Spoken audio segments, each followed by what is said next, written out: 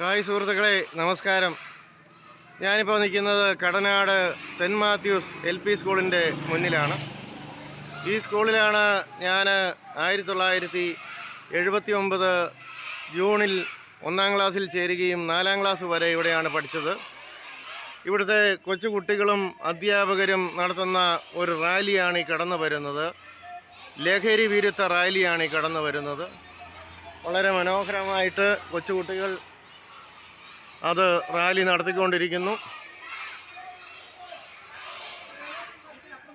ലഹരി വിരുദ്ധ റാലി കൊച്ചുകുട്ടികളുടെ ഇതാ കടന്നു പോകുന്നു.